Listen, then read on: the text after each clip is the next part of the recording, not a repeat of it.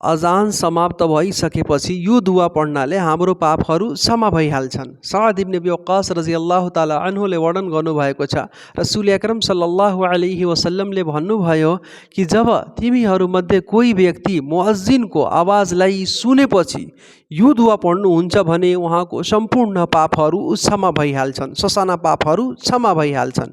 त्यो कुन दुआ हो तपाईहरू पनि याद राख्नुस्।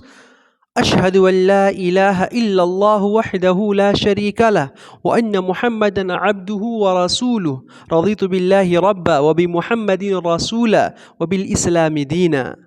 सही मुस्लिम हदीस नंबर 551।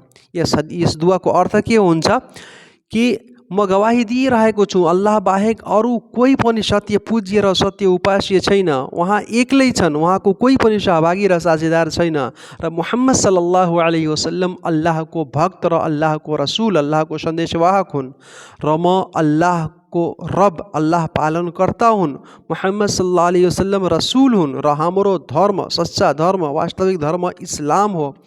यसबाट म प्रसन्न छु, खुसी छु।